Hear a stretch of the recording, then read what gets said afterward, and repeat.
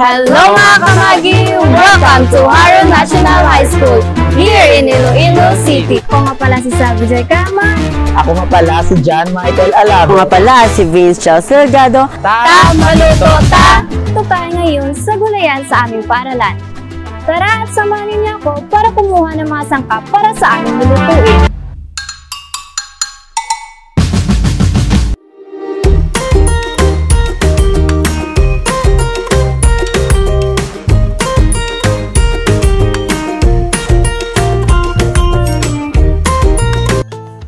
Hello mga ka-healthy! Handa na ba kayo sumabak sa isang food adventure ng punong-puno ng inspirasyon, creativity, at masasarap na ideas?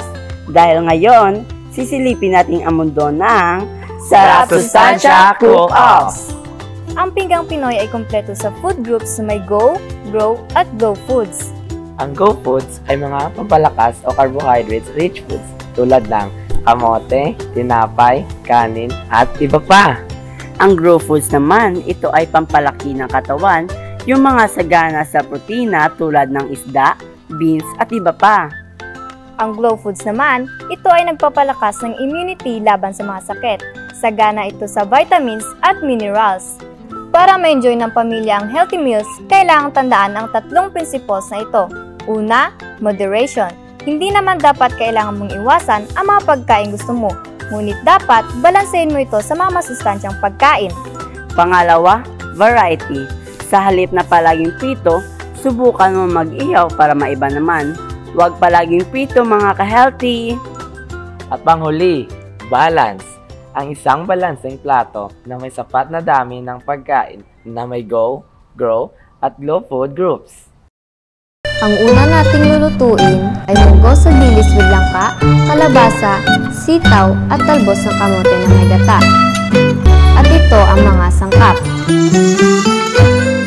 Sa paraan ng pagluluto, una, sa kaserola, ilagay ang munggo at tubig, pakuluan hanggang lumambot ng mga 30 to 40 minutes. Pangalawa, igisa ang bawang, sibuyas at kamatis sa mantika at gisahin ang dilis at munggo. Ilagay ang pinaglagaan ng munggo at ang tubig at pakuluan. At ang pangatlo, ilagay ang Maggi Chicken All-Around Cube para sa masarap na lasa. Pagkakulo, ilagay ang langka at kalabasa at lutuin ng 5 to 7 minutes. Pang-apat, idagdag ang sitaw at pakuluan hanggang maluto. Pang-lima, ilagay ang gata at idagdag ang talbos ng kamote, haluin at lutuin. Panghuli, tikman ang sabaw, dagdagan ng asin o patis kung kailangan. Pwede ring lagyan ng konting paminta o sili na pula at berde. At ayan, handa na ang ating niluto. At para naman sa inyong na bangus, ito ang mga sangkap. Ito ang paraan ng pagluluto. Maghanda ng uling at papuyin. Ihanda ang palaman, pagsamahin ang kamatis, sibuyas, bawang, daon ng sibuyas, katas ng kalamansi, soy sauce at paminta at haluin ng mabuti. Ilatag ang bangus na kabukas, lagyan ng asin at paminta, lagyan ng Maggi Magic Sarap at ikalat ng pantay at ilagay ang mga palaman sa loob. Balutin ng bangus gamit ang dahon ng saging at foil para manatiling moist. Ilagay sa umapoy na uling at ihawin sa 20 hanggang 25 minuto o hanggang maluto.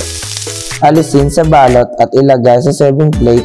Lagyan ng dagdag na hiwa ng okra at kamatis at pwede na natin kainin ang ating masarap na inihaw.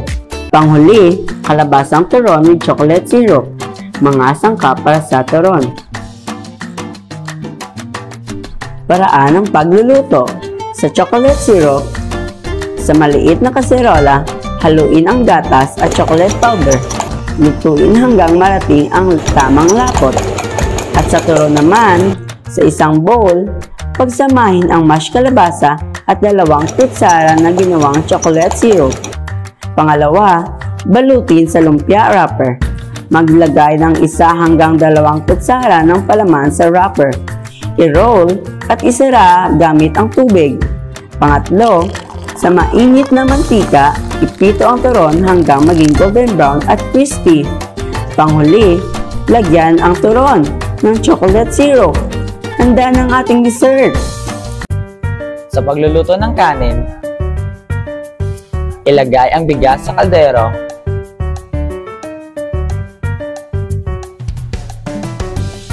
Tugasan ito ng 1 hanggang 2 beses upang matanggal ang dumi. Sukatin ang tamang dami ng tubig. Ilagay ang kaldero sa kalan at pakuluin. Kapag kumulo, inaan ang apoy at takpan hanggang sa maluto.